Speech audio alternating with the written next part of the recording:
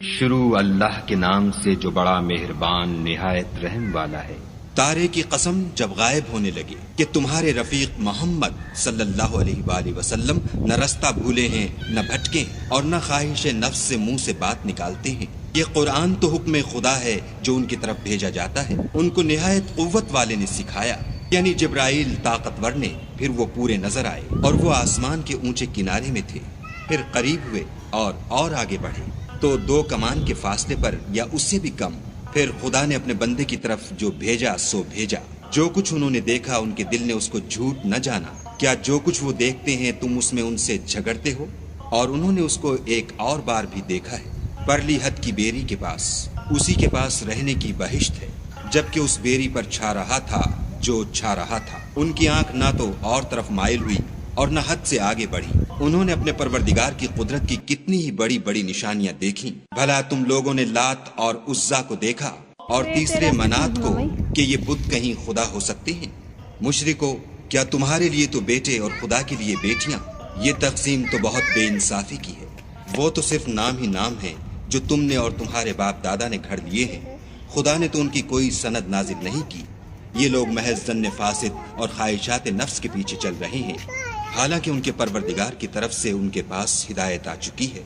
کیا جس چیز کی انسان آرزو کرتا ہے وہ اسے ضرور ملتی ہے؟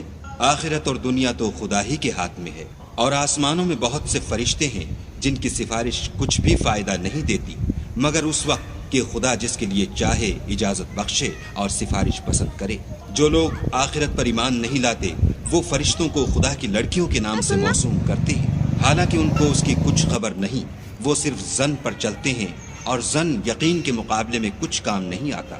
تو جو ہماری یاد سے روگردانی کرے اور صرف دنیا ہی کی زندگی کا خواہاں ہو اس سے تم بھی منہ پھیر لو۔ ان کے علم کی یہی انتہا ہے۔ تمہارا پروردگار اس کو بھی خوب جانتا ہے جو اس کے رستے سے بھٹک گیا، اور اس سے بھی خوب واقف ہے جو رستے پر چلا۔ اور جو کچھ آسمانوں میں ہے اور جو کچھ زمین میں ہے سب خدا ہی کا ہے، اور اس نے خلقت کو اس لیے پیدا کیا ہے کہ جن لوگوں نے برے کام کیے ان کو ان کے اعمال کا برا بدلہ دے، اور جنہوں نے نیکیاں کی ان کو نیک بدلہ دے۔ جو صغیرہ گناہوں کے سوا بڑے بڑے گناہوں اور بے حیائی کی باتوں سے اجتناب کرتے ہیں، بے شک تمہارا پروردگار بڑی بخشش والا ہے۔ وہ تم کو خوب جانتا ہے جب اس نے تم کو مٹی سے پیدا کیا، اور جب تم اپنی ماؤں کے پیٹ میں بچے تھے تو اپنے آپ کو پاک صاف نہ جتاؤ۔ جو پرہیزگار ہے وہ اس سے خوب واقف ہے۔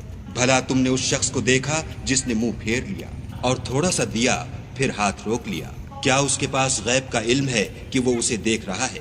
کیا جو باتیں موسیٰ کے صحیفوں میں ہیں ان کی اس کو خبر نہیں پہنچی؟ اور ابراہیم کی جنہوں نے حق اطاعت اور رسالت پورا کیا، وہ یہ کہ کوئی شخص دوسرے کے گناہ کا بوجھ نہیں اٹھائے گا، اور یہ کہ انسان کو وہی ملتا ہے جس کی وہ کوشش کرتا ہے، اور یہ کہ اس کی کوشش دیکھی جائے گی، پھر اس کو اس کا پورا پورا بدلہ دیا جائے گا، اور یہ کہ تمہارے پروردگار ہی کے پاس پہنچنا ہے، اور یہ کہ وہ ہنساتا اور رلاتا ہے، اور یہ کہ وہی مارتا اور جلاتا ہے، اور یہ کہ وہی نر اور مادہ 2 قسم کے حیوان پیدا کرتا ہے، یعنی نطفے سے جو رحم میں ڈالا جاتا ہے، اور یہ کہ قیامت کو اسی پر دوبارہ اٹھانا لازم ہے، اور یہ کہ وہی دولت مند بناتا اور مفلس کرتا ہے، اور یہ کہ وہی شعراء کا مالک ہے، اور یہ کہ اسی نے عاد اول کو ہلاک کر ڈالا اور سمود کو بھی، غرض کسی کو باقی نہ چھوڑا، اور ان سے پہلے قوم نوح کو بھی۔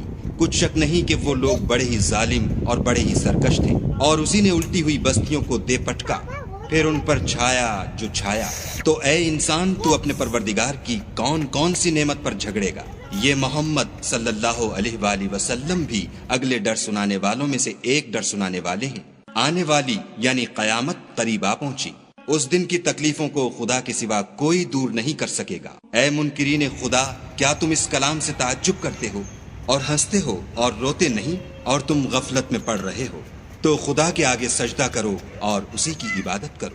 شروع اللہ کے نام سے جو بڑا